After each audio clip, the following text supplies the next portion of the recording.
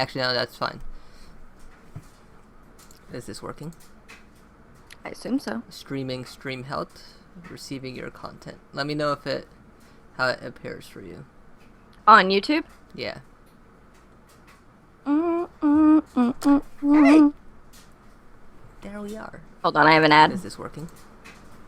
I assume so. Streaming stream health, receiving your content. Let me know how it appears for you. On YouTube? Yeah. Oh, you did make it pretty. That logo. Oh, yeah, if you have it. Sharing this.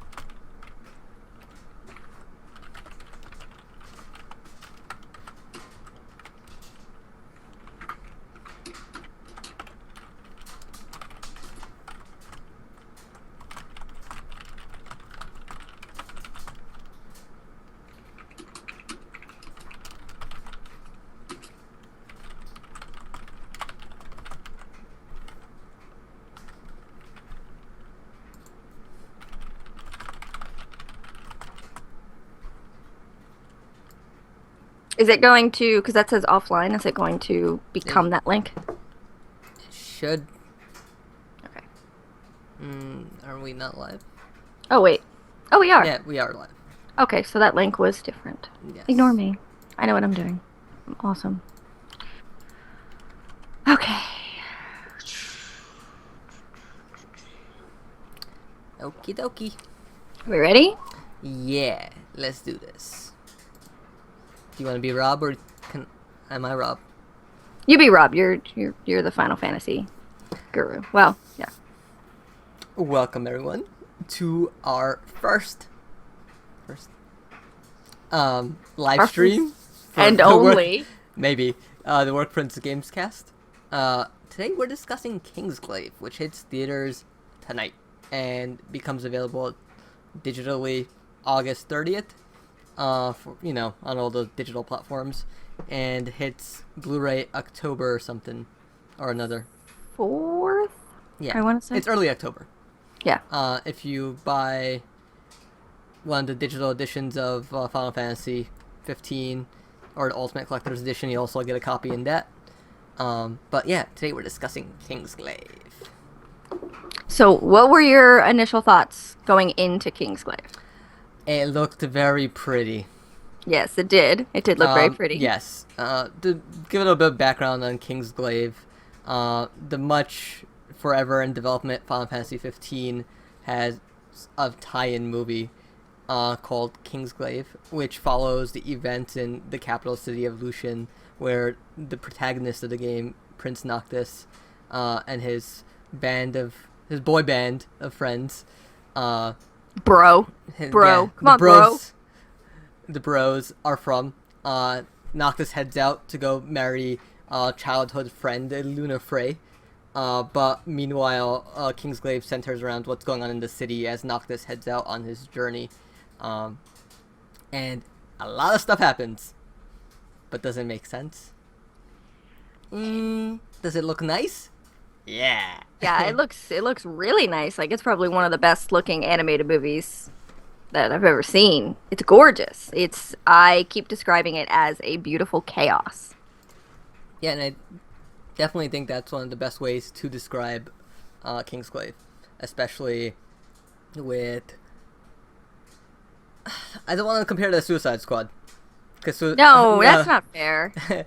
But because I'm one of the few people that did enjoy Suicide Squad. But no, I guess that's a little bit going off topic. But Kingsglaive, if there's one thing Square Enix does with its movies, with even with Final Fantasy Spirits Within or Advent Children, they know how to animate the hell out of those movies. Characters look super realistic, even to the point where I wasn't sure if I was just watching a real person or not. The worlds they create using these animations are phenomenal. There's a scene, I think, right before the signing of the treaty where there's this fish tank, and like, the type of fish they added in there. I don't know, Jen, if you were paying attention to it. Look amazing. I know it's such a small detail, but like it adds to like me wanting to be in that world for like a really long time. They did a fantastic job with world building with this movie as a whole. Like, all of the costumes are phenomenal for each of the characters. Like, even the individual Kingsglaive uniforms all kind of have a unique little twist to them. Like, it doesn't look like you're standing, like, all the uniforms aren't the same. And, you know, just even in how they wear the uniforms, it's really nice. There's, like, a lot of, like, really cool jewelry. The little antler thing that King Regis has going on that I don't understand. Yeah. The Chancellor's garb. It's all phenomenal. And then on top of that is this huge city setting that is like New York combined with Tokyo in how it's created, because it's got the gorgeous bridges that go across, and then at the same time it still has like that kind of Tokyo really close-knit type feel. A lot of lights everywhere. It's just a gorgeous, gorgeous setting. And that's probably the best thing that the movie has going for it. And that makes me really sad. Yeah, one of my favorite aspects of that world itself was like when they kind of go down below the upper level of the city to the lower, where it's like more of the slums or the outskirts of town, where it's just like the open fields and just maybe war-torn lands. It just looks, it looks so good. That's the part where it feels the most like a Final Fantasy to me. It really does. It's something you don't really see within the Final Fantasies. Like if in Final Fantasy VII, if you went to Juno, a location like that, it was kind of like the town underneath the giant cannon, kind of wrecked like that. It was seeing like that type of world brought to life right in front of your eyes, and I thought that was phenomenal. Yeah, but to talk a little bit about the story. There's two warring factions, Niflheim and Lucian. If just give me one sec. Lucius? Lucius. Sorry, my fault. You know, they've been at war. Lucius is a kingdom that's built around the magic of the crystal, while Niflheim uses more tech in their force. And you know, I don't know why Niflheim are so evil. I guess they're just the assholes that are driving the story, but they're at a non-stop war, going back and forth with one another. And Lucius is at its last stronghold. They have their city, which is protected by like a giant bubble. And the story, big old barrier spell. Yeah, big old barrier spell using the power of the crystal. And it comes to a point where Chancellor from Niflheim arrives to the main city. We have a question. Do you see Noctis as an adult in the film? So, do we want to do spoilers? I mean, I'll mention this. You'll see Noctis in the flashback for a little bit, and then there's an end of credit sequence where you'll see Noctis and the rest of the gang from Final Fantasy 15. Where it ties into, like a lead-in into the game. Yeah. Where they are. Pretty much leads into exactly where the game leaves off. Or starts off. Yeah, but the thing... so the story essentially revolves around... the king... God, I don't even remember his name. The king of Lucius. Regis. Yes. There we go. Sean Bean. Sean Bean. Regis. Noctis' father, is, you know, he's tired, he's old, he can't keep fighting this battle against Niflheim, so he agrees to sign this treaty giving, like, the lands to Niflheim. But they would retain their city, which is called Insomnia, which to me was a really poorly named city. Insomnia. Like, that's just begging to be made fun of in puns and reviews. Yes. And then the movie essentially revolves around what happens when the Niflheim army, their emperor, arrive for the signing of this treaty, and how the shit hits the fan. And I guess, how did you feel about the story, Jen? I thought it was a C- story at best. Yes. It was very convoluted. It didn't quite know what it was that it wanted to tell. you know, when I so yesterday I interviewed the director and head writer, and one of the things that they said was that this was a story about a father and son. About the bond between Regis and Noctis and the things that they do for each other. But I never got that impression, not once. And then they mentioned, the bond between Regis and Luna.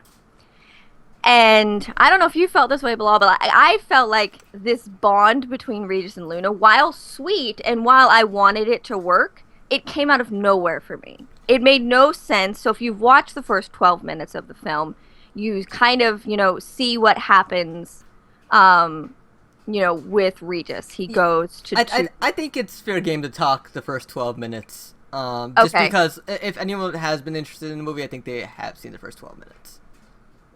Well, so what happens is that Regis and Noctis go to Tenebrae, which is where Luna and her brother Ravis are royalty. And they go there to, I think, pray to No, heal Noctis. the Heo Noctis. Noctis was suffering from a near-death experience as a child.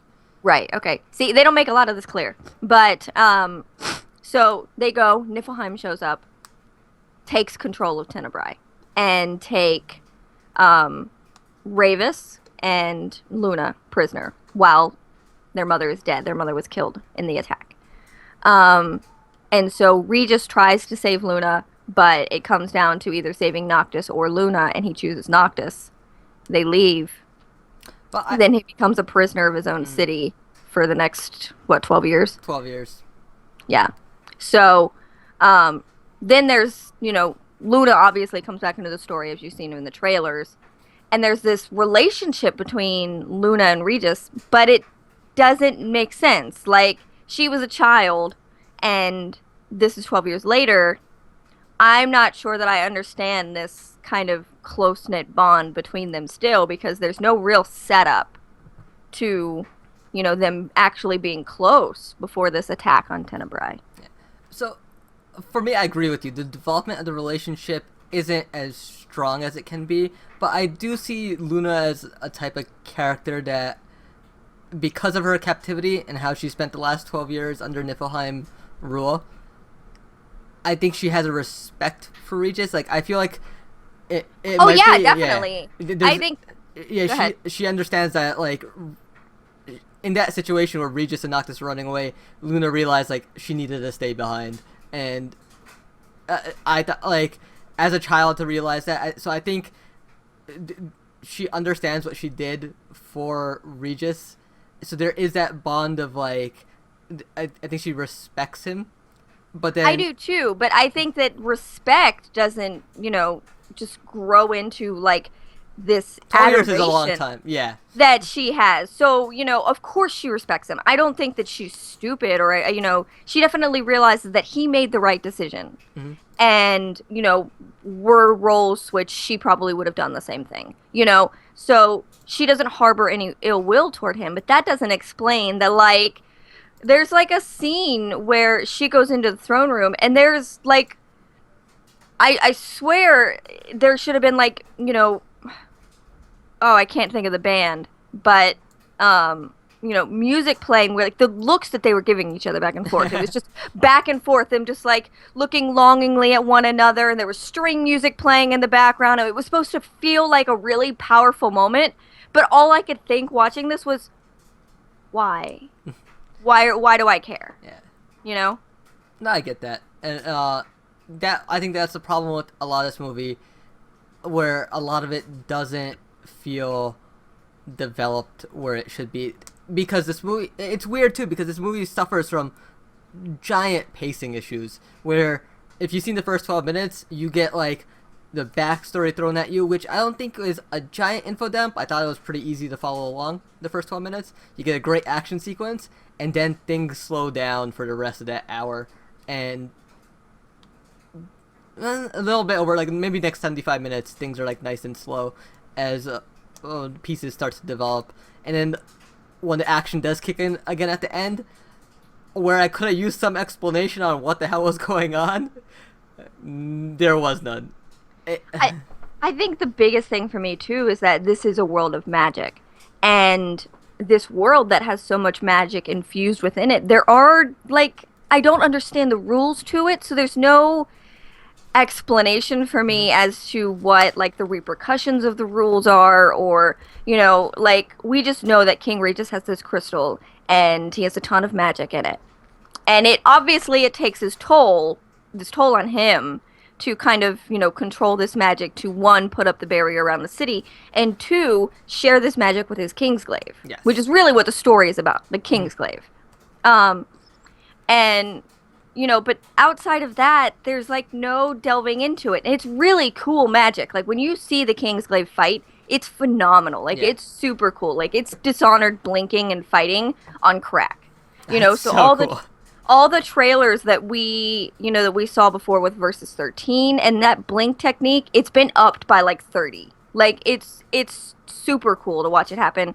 And I can't wait to play it in Final Fantasy 15 because this is obviously a skill that Noctis has. Um, but I want to understand some of the rules here because that magic does come into play significantly And at it's the end of the movie. and it feels like there's repercussions as well into that lead into the game. Commenter asks, Andrew asks, "Are you able to review how Regis's ring works?" That would so there's That two would things about it. spoil a lot. That would spoil. It's a spoiler, but then also if I explained it, you'll be like, "Can you explain that?" And I wouldn't be able Yeah. to explain So that. that's kind of what we're talking Yeah. about too. Is his ring is part of this magic explanation that by the end of the movie I was like, wait, what? Yeah, there's some portions of it that don't make too much sense in how the power is given from that ring. Yeah. And what that ring is capable of. I wish that was... If they had taken 5 minutes just to explain that, my outcome on this movie would have been a lot better.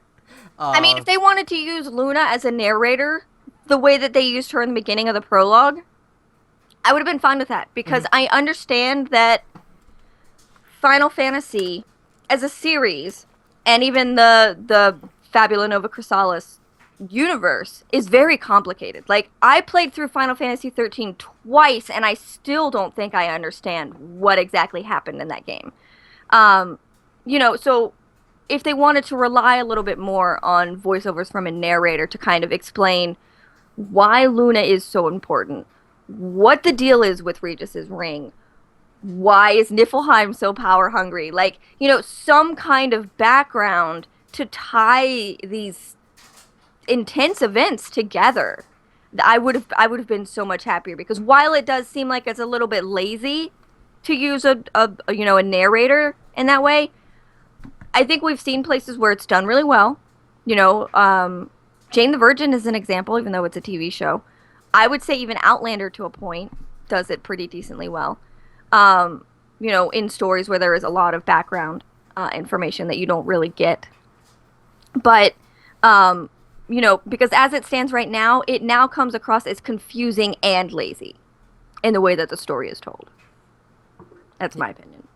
no, and I agree with you on that. Just because, as awesome as it was to watch, a lot of the action in like the last 30 minutes of that movie, I couldn't connect with it because I didn't understand how a lot of this was happening or why it was happening. Yeah, and Let's take that demon in the first 12 minutes of that movie, for example. I know like the game has titans, it has summons that are giant, so the demon fits in, but like I don't understand how Niflheim controls this demon. I wish there's a little bit more of an understanding on how stuff like that worked, and a lot of this stuff with the ring, how that works or what it's capable of. But yeah, to go back to your question, you will understand how the ring works and where the power comes from, but there could be a lot more clarity on what the ring is capable of. Yeah, outside of those 2 points, you Yeah. probably won't know anything. Yeah. Yeah, and I think So, because it is Final Fantasy, I feel like we have to talk about the characters that they introduced Yeah. because Final Fantasy, again, is a series that has created so many memorable characters. You know what I mean? Like, even in their lowest points, they had some pretty good characters. And I did not feel like that with Kingsglaive. Like, not at all. I think I think the character with probably the best motivation and the best arc throughout the movie was probably Libertas, to be honest. I don't know Mm, what you think.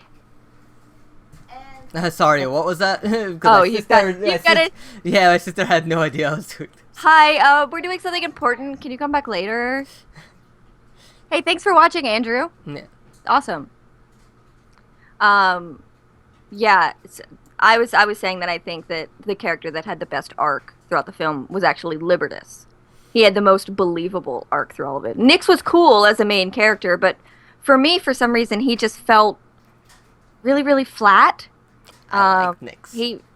I mean, he's enough to like, but he doesn't have like he's very much an everyman kind of character. I think you know. he's a very straight character. You know what you're gonna get from Nyx.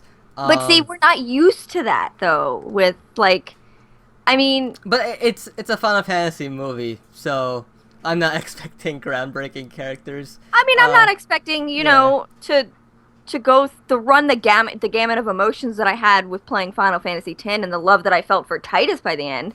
Hmm. I didn't expect any of that because by the first 10 hours of that game I wanted to kill him. But I don't expect that, but I expect for a guy who has lost so much and for a guy who feels so much sense of duty, like if you go on Wikipedia and you read what they say about Nyx and how there's supposed to be this bond between Nyx and Regis, that Nyx is loyal to Regis because Regis saved his life. And I'm like, Did he? Because I had no did idea. I didn't see that in the film. What movie were you watching? I don't know. Like, I feel like that information must have come from an interview somewhere Yeah. that Nyx, feels this loyalty toward Regis, and I did not get that at all. I had hoped going into the film that because I knew that we weren't going to see much of Noctis because he's going to be in the game. Like, that makes sense to me. Hmm. And then, knowing what you know about the game and the characters who were in the movie, you can kind of figure out how this is going to end. But I really thought that this relationship between Regis and Nyx was going to kind of take the place of that father-son sentiment. And it didn't. It let me down so much because that was what I was looking for. I want girl power, and I wanted Luna to be the central focus. But you know what? If I was given Nyx, I was going to accept it. And I wanted a really good character arc, at least from this character that we were going to spend 2 hours with. And I didn't get that. Yeah, I can see that because if I think everyone that's been following Final Fantasy 15 knows what's gonna happen in this movie and the fates of many of the characters, but Right. my so like I was just hoping that there'd be more interaction between the three characters, Nyx, Luna, and Regis, but I felt like they were separated for most of it from one another. Except for one scene there in the middle, Yeah. where it was the lingering looks back and forth and string music playing, or like a slow. I think maybe it was a slow piano at this point, and nothing. Yeah, I just it tried very hard to make me feel emotions that they hadn't earned, Hmm. and I think that really is the best description of this movie when it comes to these characters and these relationships, because there's a point where like there were a lot of people dying and I think I was supposed to feel that. I think that judging by the turn in the music, the slow motion action sequences, and the kind of like pain screams and bad things that were happening, I was supposed to be choked up. But all I could think was, wait, what? Yeah. They did what? How? Wait, huh? Like, I was so confused that I didn't have time to feel emotions for these characters that we just lost.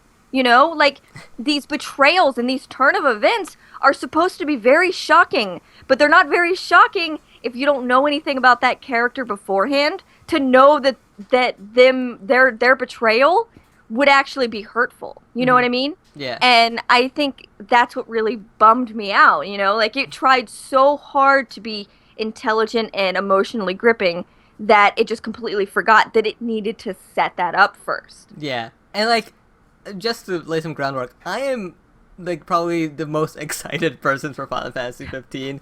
I had the Ultimate Edition pre-ordered. We have hold on, we have I Andrew, know. Andrew left us. Oh, okay. So you see Sunny Vice here Yeah. trolling us. Emotions come in the director's cut. It's the DLC true. of movies. But- That's awful. Anyway. Well, not to DC. But yeah, no, I was the most excited person for this upcoming movie, for Kingsglaive, and by the time I was done with it, I was kind of just like left cold. I was kind of glad we got the screeners for this because now I'm watching something else in theaters tonight. So and Oh, I'm no. happy about that. Yeah. So like I could just imagine like my wife turning to me like halfway through the movie, just going like, "What the hell is going on? I don't Yeah. understand." And like. Movie tie-ins to games shouldn't have you turn to the game for additional supplement material Yes. to understand Yes. the movie. The movie should be help you understand the world of the game. And oh my god.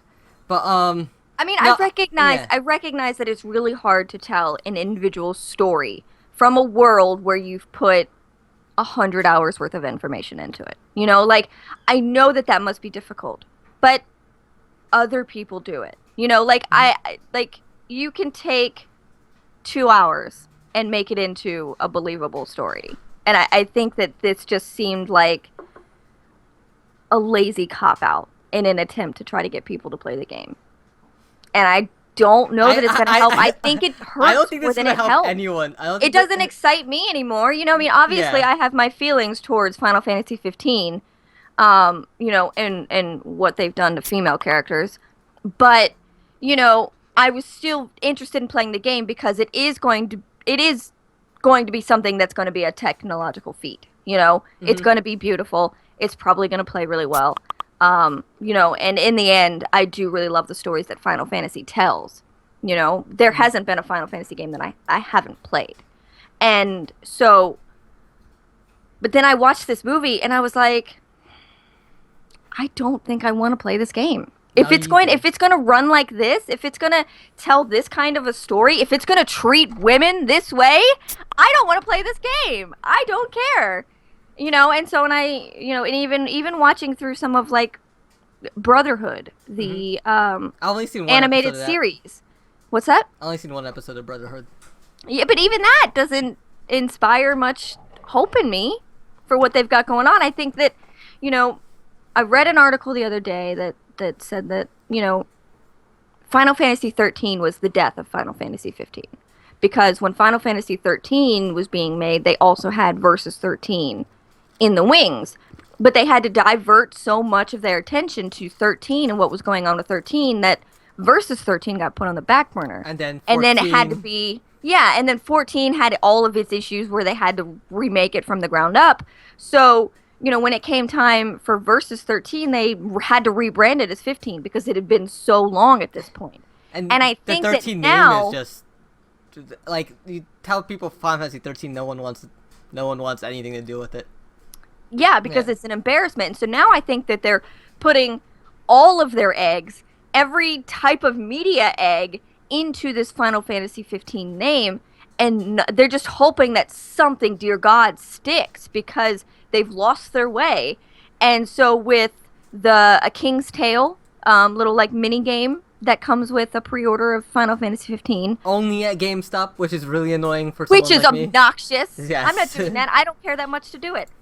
To the animated series Brotherhood, and then the movie Kingsglaive on top of the game itself. They're trying really hard to get people interested in this when they don't realize that the name Final Fantasy is going to sell itself.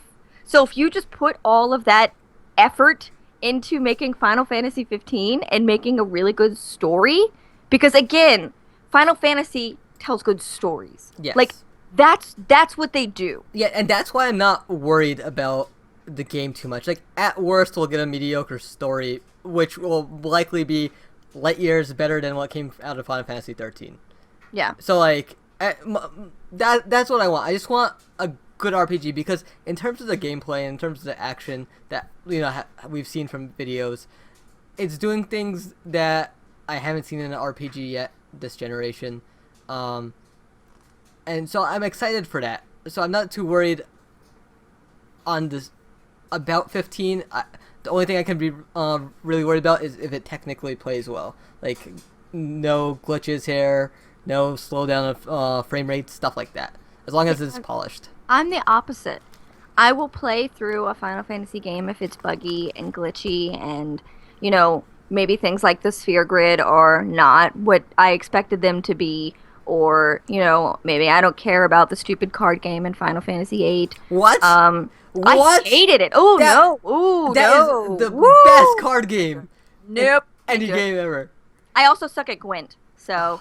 Yeah, you see... I'm not good at your those. opinion does not matter in this situation. I know. Black out my picture, mute my mic. Yeah, and so for me, Final Fantasy has always been about the emotions that I felt playing these games. And I have to have a good story from Final Fantasy. And Kingsglaive just isn't that. Yeah. A good story. And Kingsglaive is not that. So what did you think of Advent Children? I loved Advent Children. And I also loved The Spirits Within. So, like, I was too young. Was set pretty low. Yeah. For Final Fantasy 15 Kingsglaive. Yeah, like I really enjoyed Advent Children. There were some story issues, but like an emo Cloud, but I mean, he's always emo Cloud. Like, if you didn't think that he was emo Cloud, I don't know what. I feel like in the game he bounced out of that. No, I think Final Fantasy male leads have always been notoriously whiny. Squall was whiny as fuck. Titus was whiny. Cloud was like super emo whiny. Yeah, even Snow in Final Fantasy 13, I wanted to smash his head into a wall. He was whiny. Oh, Sarah, I miss you. Oh my god, that was the worst. He was the worst. Yeah. That's why I like Nyx. Nyx wasn't whiny. Nyx Vaughn in Final Fantasy 12, if I could have thrown him off a cliff, I would have done it. Yeah, the thing with Nyx was he wasn't whiny. His head was in the game. He got shit done, and I thought for the most part he was a pretty clear thinker of, like, he knew what his duty was. And I think my thing is that with Aaron Paul voicing him, I expected him to be a little snarkier. I expected more of, I don't know, I think Aaron Paul did a great job, though there was no with what he was given. Yeah, with what he was given. There were some scenes where I think he was a bit more forceful than the character actually was in that scene. So like the voice acting trumps the body movements of the animation in those moments. Yeah. But sometimes a lot of the audio didn't sync up with what they were saying. Yeah. Especially there's, I think, scenes where they're like running quickly with Luna. I'm like, are their lips even moving? Luna had to be, I think, the worst animated of the characters. So you mentioned before about how you were watching this and sometimes you couldn't tell what was real and what was not. You know, like it looked like it was live action. And then Luna came on screen and it was like, oh yeah, this is animated, totally. Yeah. Like, I don't know what it was about her character. I can't quite pinpoint, but every movement she made was super stiff. All of her dialogue felt unreal, and as much as I love Lena Headey, I love her. I don't think her voice was right for the character. Yeah, it did not fit. It was way too quiet. You could have gotten any other white girl. You could probably get an Asian girl to do it. Yeah, it just did not match up. Yeah. I was like, I thought she'd have some like forceful delivery, some badass scenes, because you cast Lena Headey. Nope. I thought Sean Bean did a fantastic job as Regis. Perfect. It was unbelievable. Yeah, I mean, there were scenes where, you know, Luna's character is like, I'm not gonna die now. And you would expect it to be like a very strong-willed kind of line, and it was just, this is not when I die. What was it? Like, magic doesn't make miracles or something like that? Yeah. Listen, I mean, first off, let's talk about the dialogue and how weird it was. But, yeah, just none of it. I think they were trying to go for like But a Yuna-esque character who was a yeah. little more kind. Hmm. You know, didn't had her own opinions, but was very soft spoken about them. Yeah. But instead, she just came across as just a dud. Well, I was very, very yeah. disappointed in her character. There was There. nothing to her. She was being dragged along the entire Hmm. film. There's one. Literally dragged along the entire film. There's one scene of hers that I really did like is when she finally does meet Regis, and she turns down his offer. Yeah, Um, that uh, was probably one moment of yeah, agency. I was like, okay, that was cool because she seemed like a pushover, but she also feels like I think she has a good understanding of like how things work and like everyone's freedom. Um, She almost has like a cult-like sense of duty. yes, Yeah, very freaky. Um, but this kind of goes back to the underdeveloped point of throughout this movie there were points where they keep mentioning this destiny of Noctis and Luna's, where like Noctis is supposed to save the world, but they don't talk about where this destiny came from. And I wonder if that ties in because they they mentioned Luna being an oracle. I wonder if like did they she predicted this at some point, and that's where the connection comes from. because they And I bring this feel up like like multiple times, and it's multiple times, and it's like, where did this come from? I don't. Am I like? I don't get this, and I wonder if it's not something that like they show in the game, and they didn't want to spoil it. But at the same time, it just made the movie more confusing. man.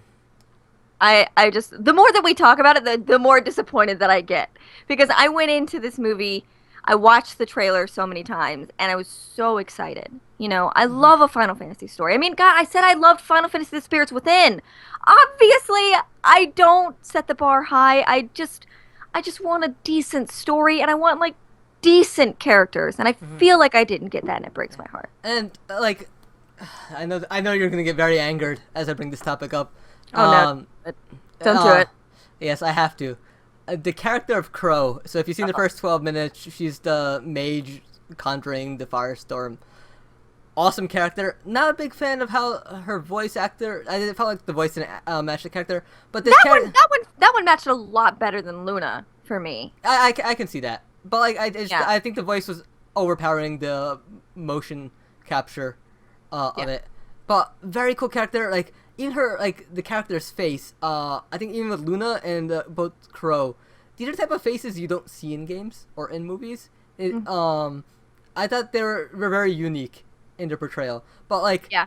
going back to my point, what they did with Crow was it's such a great character you have at your disposal.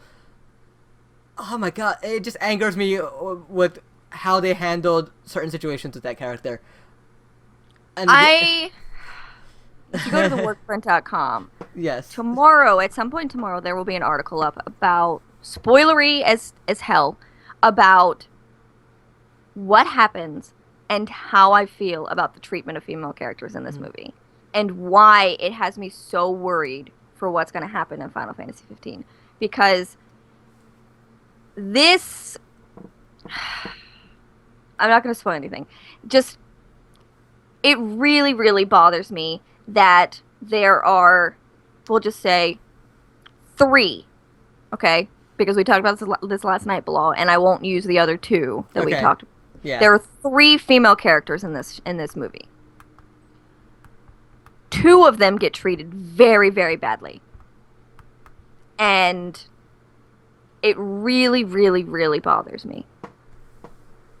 And and even thinking about like the third, thinking about Luna, I'm not entirely sure that like a bunch of bad stuff didn't happen to her while she was trapped and being, held hostage by her own brother. I just there's Her brother is like, you perfect example. If you're a fan of Game of Thrones, it's like Dany in the series. yeah. Yeah, like the brother of the series essentially, and But with less character development. yeah, Just and less one act defines this. And this is and his motives don't make sense. Like I don't understand that character and his reasoning. And I'm just glad Luna called him out on it. But I mean, she was with it for 12 years. I mean, what's she gonna do? I mean, I know that there's really not much she can do when she's a prisoner of the Yeah. Empire.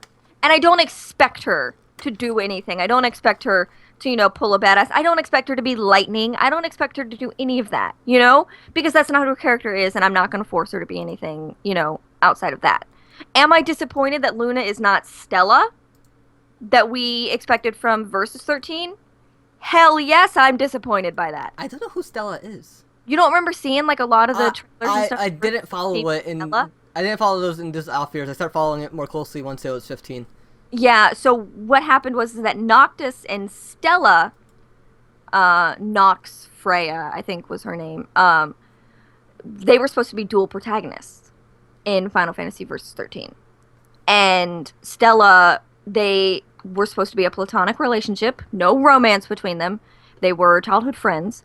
And Stella was kind of a little bit stronger. She was still kind of the Oracle type figure, but the scene that I remember watching with Versus 13 in the trailer was that she had no problem standing up to Noctis and telling him to STFU. And, while she was still kind of soft-spoken, she wasn't afraid of her feelings. And I really appreciated that. I love the type of Yuna-esque characters, the ones that maybe you wouldn't expect to be great female characters. Because when you think of Final Fantasy female characters, people always think of Tifa, They always think of the female character that embodies these male traits. It's really strong and doesn't show emotions and kicks ass and, or lightning. They think of those. But I think the Final Fantasy female characters that really succeed are the ones that are Selphie or Vanille, or Yuna. The ones that are super feminine and Vanille is a caricature of an anime female character, but then you play a little more and you realize, oh shit, she's not. This girl's got she's deep, she's got levels. And I was kind of hoping for something similar with Stella and maybe that to be transferred into Luna, and I just did not get that. Again, I know that it was only 2 hours of a movie, but I think that knowing what we know about movies as a whole, just look at movies, look at a movie that you love and look at what that movie over 2 hours did with the characters that you love. Just pick any movie that you love. What did it do with those characters?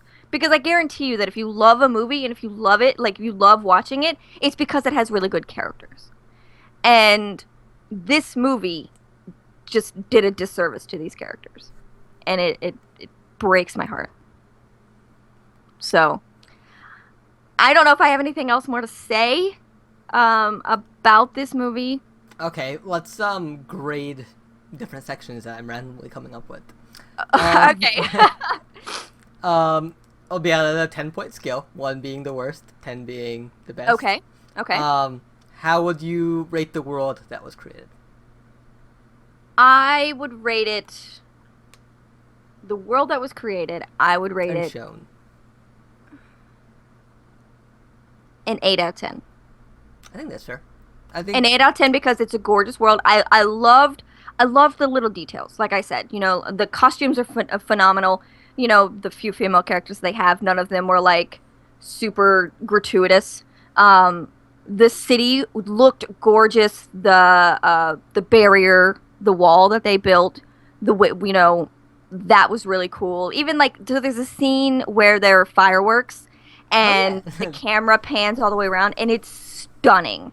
It looks awesome. I still think that it gets docked points because I don't understand the magic of the world, and I think they did a poor job explaining it. And I think that in a world where Magitech and magic are such a huge determining factor in what happens, I think that that's something that needs to be explained. So, 8 out of 10. And I think it's the movie that should be doing that, help explain that as you move into the game. Even this should be a primer.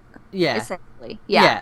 The game will, the game should explain it, but if you watch the movie, it'll give you an early bit of knowledge about how that stuff works. I will say that there are little touches that make it feel a little more Final Fantasy-esque. Mm-hmm. There's a van that has Chocobo Express, on it. And then no one used a potion, and I was so mad. I know. No one used the potion. And then, like their discussions about, There were betting guns. Gil, just like Yeah. little things like that was like, okay, this is definitely a Final Fantasy film. So But did you feel weird that there were guns in the world? no, Like I know there was guns, but it was like so weird to see I like bullets actually like hitting people and like killing them. I did feel weird about the very blatant advertising, especially for Audi. Yeah, Audi and I don't Beats. really need to see long panning stretches of an Audi R8. Okay, that car was nice though. It is nice. It's a great car, Hmm. but I don't need like there were lingering shots on the Audi badge, and I was I like, liked it. no, there's no way that they're actually going to show this in a fantasy world setting. There's no way that they're going to actually show this as an Audi. Four rings. Oh, okay. Yep, just kidding. Never mind. And what was also cool was they had cell phones. See, I don't mind those touches because I That was think cool. touches make it a little more realistic and Yeah. kind of set in something that could be our world, Hmm. but there's still the magic. Yeah. I love that kind of integration. It doesn't need to all be like a medieval type setting with magic. Hmm. Um, All so right. I thought that was fantastic. Yeah, I agree. But Yeah, I agree with you and most of your points there. It is like an 8 on the world building scale. Let's go with characters. Quick grade. you go first.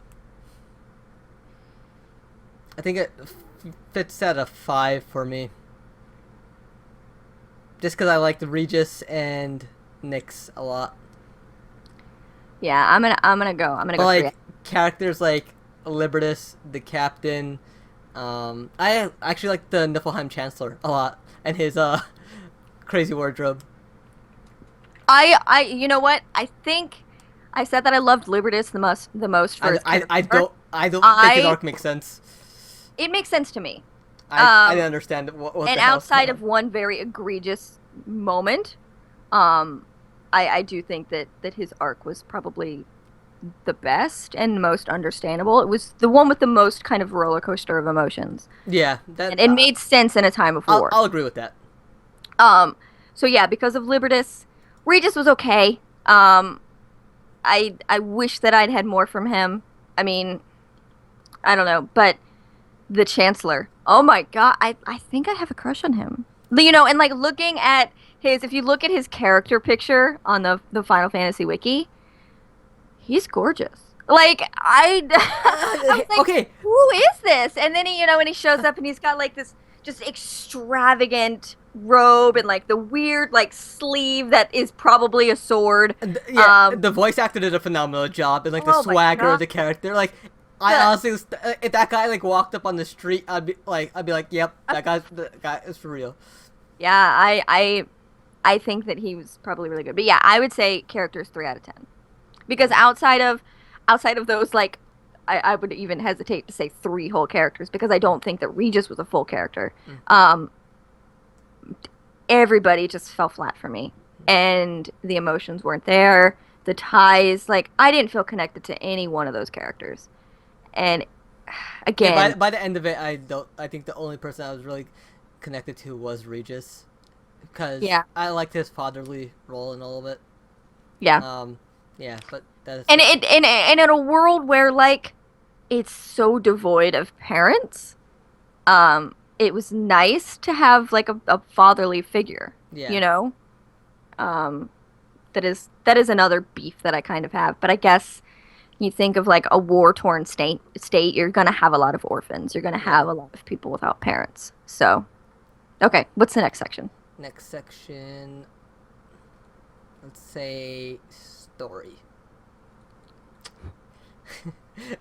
I think this is quick. 2 out of 10. 2? Yeah. 2. It doesn't 2. get any higher than a 2. Like Yeah. I even hesitate stamping a 2 on that because of how frustrating that arc was. I mean, and even you can even look at like the first 12 minutes of the movie with how confusing that is because if you don't know anything going into the story as a whole, like I thought that Luna was Noctis's brother going into that. And I was like, "Wait. What? Wait." Because at first I thought, "No, they're supposed to get married from the trailers that I saw." And then I had to go back and watch it again to like realize, "Oh, she's the princess of Tenebrae." they're not related. But when she does the narration and she's like, um, mother, brother, and I went, and I just thought Yeah, brother and I, Noctis and Luna, and then Regis tries to save her too. So I just was like, oh, okay, so they're brother and sister. And then he leaves her, and I was like, he just left his daughter? What the F? And so obviously that's not the case. That's not yeah. what happened. But that's kind of how it works. Like, I think this is a movie. In order for you to really understand the story, you probably have to watch it a few times and really listen to the dialogue. And I don't have that kind of time. Yeah. I don't want to do this. I'm about to pick up this game and play it for 100 hours. Why am I going to watch this movie several times to try to understand what's going on in this world? So yeah, I'm 2 out of 10. I'm curious to revisit it after I'm done playing that game. Just like I'm sure it'll make much more sense. yeah, And there might be a better appreciation after I finished. Animation. 10. I say 9 out of 10, 10. if only because Luna looks very robotic, and especially in comparison to the other characters. Oh, and yeah. the voices were off. But 9 out of 10. 9.9. The action was phenomenal. Oh my god. Especially Nyx. The monster fight towards the middle of the movie on the airship. Yes. I didn't expect that monster, and my Final Fantasy geek inside me kind of. All I could think of was hentai. All I thought of was, yeah. That's terrible. like- That's terrible. What are you doing on the internet? That's the first thing that went to your mind.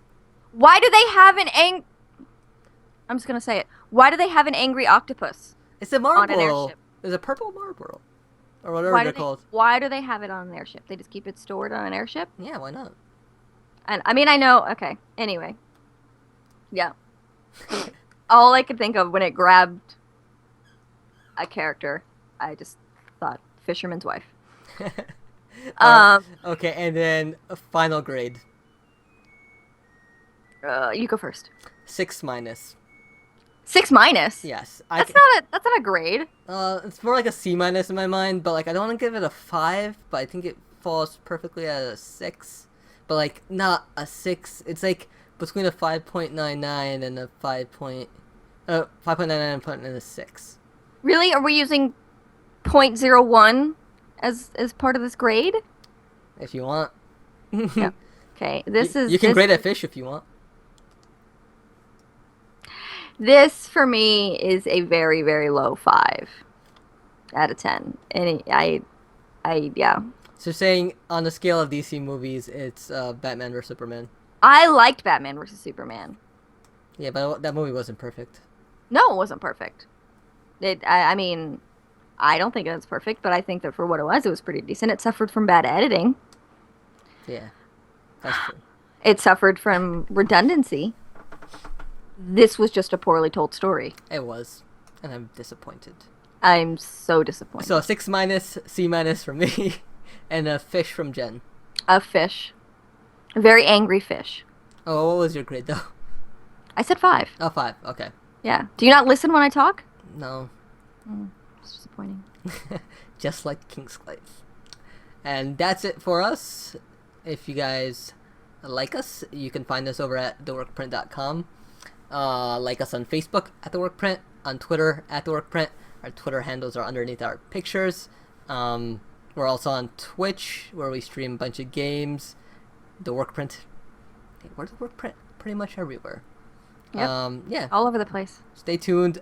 We have more Kingsglaive and Final Fantasy content coming to the site. Jen has an article dropping tomorrow about the treatment of women in Kingsglaive. Then we also have an interview with the writer-director of Kingsglaive as well, dropping on August 30th, when the movie releases digitally to the world. I will say this, our screener copies weren't perfect, because they're a streaming copy, but I can't imagine what this movie looks like on a Blu-ray, because it was beautiful, even not at full quality. So, if you want to look at something pretty and turn off your brain and still kind of be slightly disappointed, Kingsglaive's the movie for you. The action sequences are great. So just yeah. I give it. Get a glass of wine and just I give it. Turn off the dialogue. One thumb sideways and one thumb. I don't know how this works. Yeah, down. Yeah, like that. Thanks for watching and thanks for asking questions and Catch you putting up next with our time. shenanigans. Bye! Bye bye.